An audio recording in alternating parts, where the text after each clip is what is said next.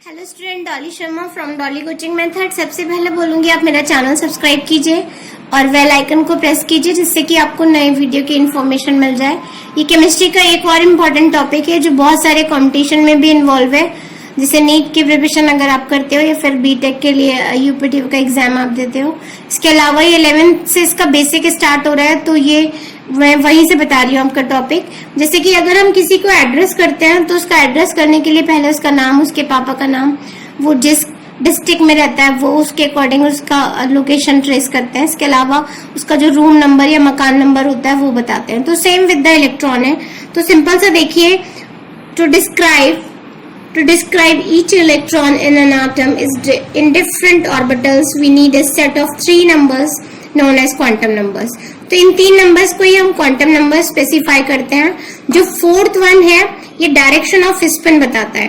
तो अगर आपको क्वांटम नंबर की इंफॉर्मेशन सीखनी है या इससे रिलेटेड न्यूमेरिकल करने हैं तो बस एक छोटी सी टेबल आपको याद करनी पड़ेगी।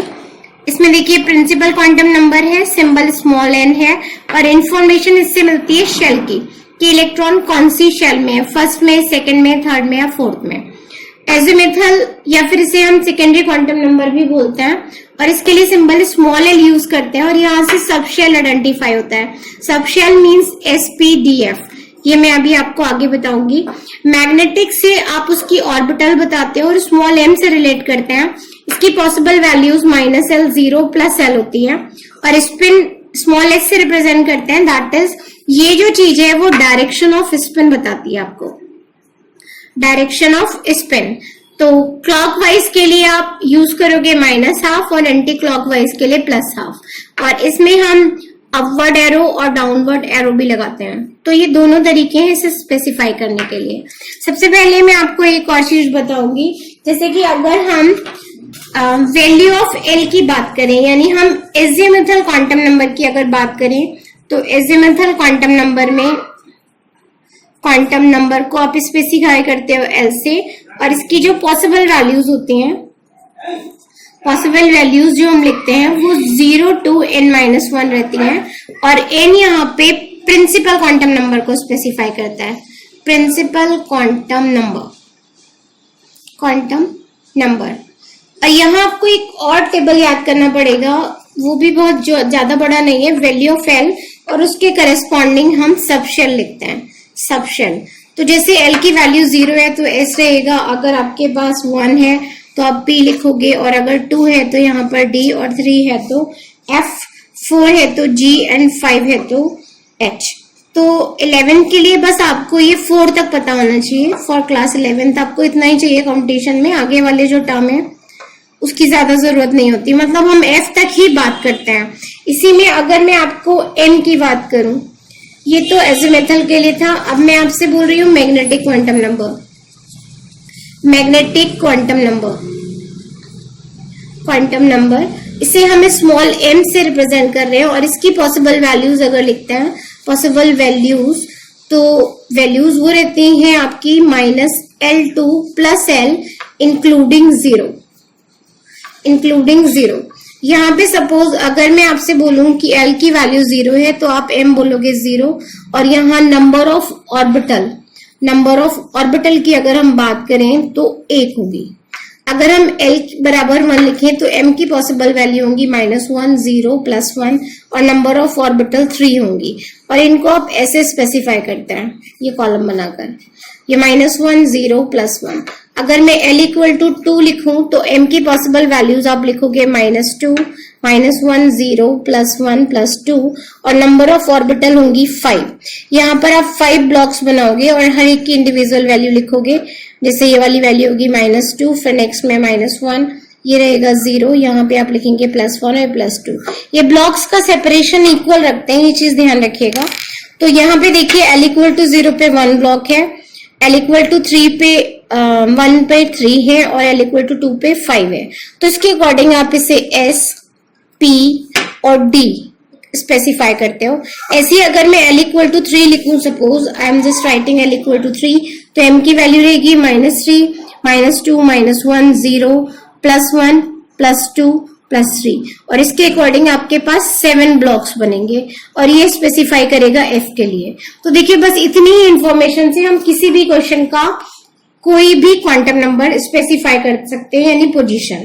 तो देखिए जैसे अगर मैं बात करूं, हमने एटॉमिक नंबर लिया हुआ है सोडियम का 11 और इसका कॉन्फ़िगरेशन मैंने अपने पिछले वीडियो में आपको लिखना बताया था। तो उसके अकॉर्डिंग आप लिखोगे 1s2, 2s2, 2p6, 3s1। अगर मैं आपसे बोलूं specify for last electron of sodium, write all the quantum numbers। तो देखिए 3s1 जो है वो लास्ट इलेक्ट्रॉन है। ये जो नंबर होता है, ये जो नंबर है, इससे आप n रिप्रेजेंट करते हो और इसको आप बोलते हो principal quantum number. Principal quantum number, quantum number. और l इक्वल टू हम लिखते हैं 0, यहाँ पर s रहता है और m इक्वल टू रहेगा 0। अब यहाँ देखिए l इक्वल टू 0 कैसे हुआ, क्योंकि यहाँ s ब्लॉक इंडिकेट था इसलिए l इक्वल टू 0 हो गया और m की वैल्यू 0 ही, बिकॉज m जो होता है वो l पर डिपेंड करता है। और उसके अकॉर्डिंग अब आप जब इसे बनाओगे तो यहाँ पे एक ब्लॉक बनेगा और एक इलेक्ट्रॉन है, ये यहाँ पर आ जाएगा पोजीशन। तो देखिए इस चीज को मैं ऐसे आइडेंटिफाई करके बता रही हूँ, ये है आपका ना principal quantum number. Principal quantum number, ये जो चीज स्पेसिफाई कर रहा है ये है इलेक्ट्रॉन्स और s जो रिप्रेजेंट कर रहा है वो ऑर्बिटल है, ऑर्बिटल। तो देखिए यहां से आप ये सारी इंफॉर्मेशन बता सकते हैं। तो एक और एग्जांपल मैं कोट कर रही हूँ, इसमें हम ले रहे हैं यहाँ पर सिंपल सा, अगर मैं आपसे बोलूं 3d7, कोई एक नंबर स्पेसिफाई किया हुआ है 3d7 और उसके अकॉर्डिंग अगर आप इसकी इंफॉर्मेशन ड्रॉ करो तो ये 3 जो है वो n को रिप्रेजेंट करेगा और n यहाँ पर है आपका principal quantum number, principal quantum number. और d दे रखा है तो मैंने आपको एक कॉलम बनाया था जिसमें हमने 0, 1, 2, 3 लिखा था, ये s, p, d and f के लिए है। तो सबसे पहले देखिए जैसे ही आपको d दिखा, l इक्वल टू आप लिखेंगे 2 और यहाँ लिखेंगे for d sub shell, sub shell. l की वैल्यू आते ही आप m लिखोगे, m की वैल्यू रहेगी -2, -1, 0, +1, +2। इसके अकॉर्डिंग मैंने आपको बोला था हम ब्लॉक्स बनाते हैं और ब्लॉक्स में इक्वल वैल्यूज रखते हैं। सपोज ये -2 है, this is your -1, this is 0, ये +1 और ये वाला ब्लॉक +2 को रिप्रेजेंट करेगा। नंबर ऑफ इलेक्ट्रॉन 7 है, तो देखिए यहाँ पर रहेगा first, second, third, fourth, fifth. पहले पूरे जितने भी ऑर्बिटल्स होते हैं उनको फिल करना होता है, फिफ्थ के बाद लास्ट वन होगा 6 एंड 7। अगर मैं आपसे बोलूं for 7th electron, for 7th electron, तो सिंपल सा देखिए आप क्या क्लासिफाई करोगे, 7th यहाँ पर है तो n की वैल्यू फिक्स रहेगी 3, l इक्वल टू फिक्स रहेगा 2, m इक्वल टू आएगा -1 एंड s इक्वल टू आएगा -12 और डाउनवर्ड एरो, बिकॉज ये जो इलेक्ट्रॉन है वो अपोजिट डायरेक्शन में है। तो आप इस टाइप की वीडियोस के लिए मेरे चैनल को लाइक कीजिए, सब्सक्राइब कीजिए और ये इन्फॉर्मेशन आपको बहुत सारे कंपटीशन के लिए भी इम्पोर्टेंट है। तो इसके अलावा मैं आपको एक और चीज बता रही हूँ, वो है एक्सेप्शनल केस।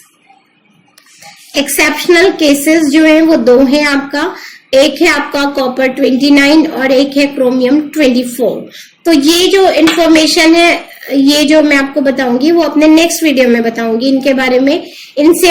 इनके बारे में हम क्या क्या स्टडी करेंगे, एक तो पोजीशन, इनकी पीरियोडिक पोजीशन, पीरियोडिक टेबल में इनकी पोजीशन, इनके क्वांटम नंबर्स और इनका कॉन्फ़िगरेशन, क्योंकि ये एक्सेप्शनल है और एक्सेप्शनल चीजें जो होती है वो कंपटीशन के लिए बहुत ज्यादा इंपॉर्टेंट होती है।